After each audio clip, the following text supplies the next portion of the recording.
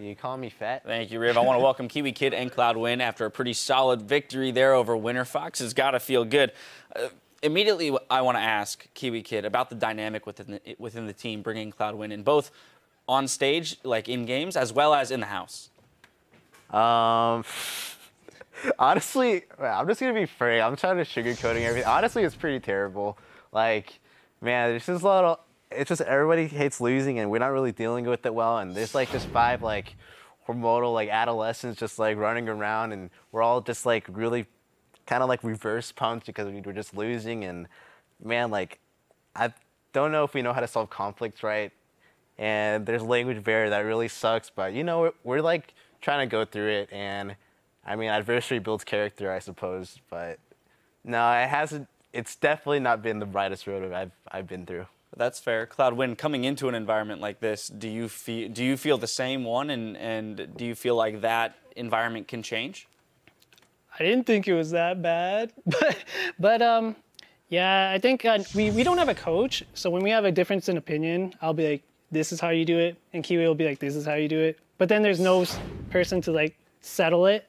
So then when this conflict comes up, we just don't know how to deal with it. Yeah. And eventually, sometimes it can lead to like players like offending each other because they think they're better than the other player, saying that their opinion's better. Right, and you've come in kind of into a shot calling role. So how does that, I mean, there is a bit of a hierarchy when you're in game as a shot caller. Do you find that there's conflict there, or do you guys work well when you're in the actual game scenario? Well, like, I think everyone pulls a bit of shot calling, and it's kind of hard because everyone's has mixed opinions, but usually I'll do the shot calling, and then everyone just listens because no one else doesn't really mind anything. Right. Well, that's good. Yeah, I mean, that's the idea. Everyone just listens. So, Kiwi, I want to touch on it again with you, though, in that do you think that there are lessons that you can impart as the veteran player, one of the longest-standing members on Dignitas, along with Shifter as well, to you know, some of the newer players on the team in terms of the way that workflow and things operate in the LCS?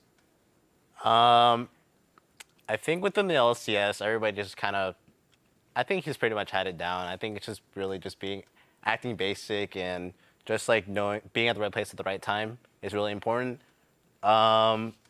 The biggest thing I can impart to Cloud is like he's like a bloodthirsty solo queue player, and I know exactly how that feels. And I've always had to control that. I still have problems with that. I think that's my biggest problem with support, even still. Yeah. And no, I mean he's just getting into it, so we're just gonna let him feel it out first. Yeah, absolutely. So, Cloud, what has the learning experience been like for you as you are coming out of solo queue right up to the big stage? Oh, it was hard from.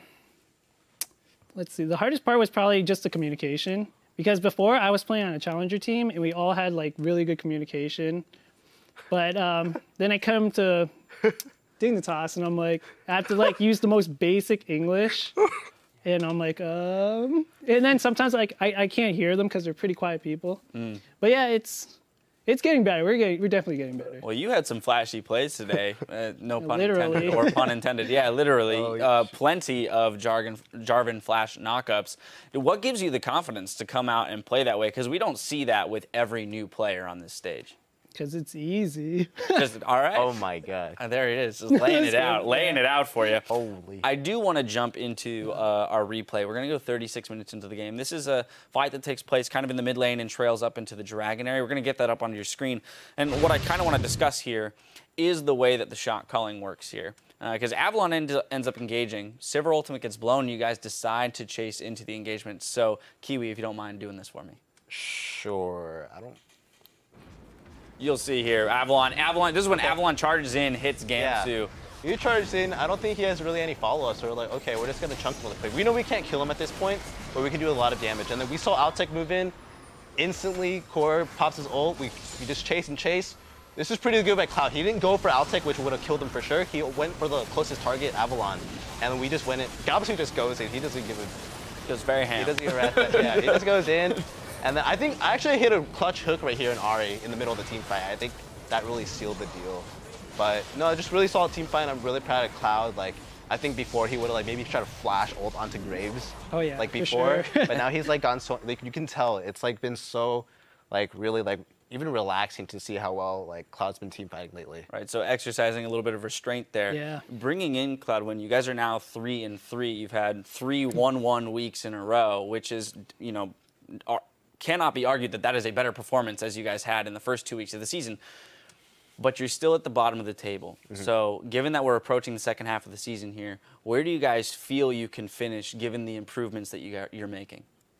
I definitely think we can finish top 5 for sure. I think a lot of it's up to me. Like, I feel like sometimes some days I'm just like extremely focused, and just some days I'm just like, I just feel like I forget what I'm doing. And honestly, it's like, it really worries me because I'm like I've been always trying to fix that because I know I can have like super solid games, and I don't know. It's just something I've been having to tackle, but we definitely can finish up there for sure. Kiwi has to be one of the greediest players I've ever played with. He will get a free kill bottom, and I'll be like, yo, Rek'Sai's on the bottom side of the map. And he'll stay. He'll be like, no, we'll kill him too. We'll kill him too. But then they trade 1-for-1 or die 2-0, and I'm like, oh, man, Kiwi, please. Yeah. Well, I have to assume wins like this, though, that you guys kind of have a breath of fresh air here, because I know, Kiwi, you kind of pointed to some internal issues, but pulling in those wins has to help relieve some of the pressure. For sure. Yeah, like, I don't care, like, somebody can take off my pillows and I can sleep, like, on the floor if we just kept winning. Like, I can live without toilet paper if all we did was win. Man, like, winning is, like, gives you this feeling. It just releases all these, like, chemicals and these feel-goods. And, yeah, just, like, of course, winning just helps a lot. And I'm sure, like, any internal strife or problems will, like, definitely be, like, resolved or, like, dealt with if we just win. So, winning is great. Well, here's to winning, right? Yeah. Congratulations on that win. It was a well-fought one. Keep it tuned right here. After this quick break, we'll take to the Rift. We'll take to the Rift to watch Teammate battle it out against Coast. Don't go anywhere.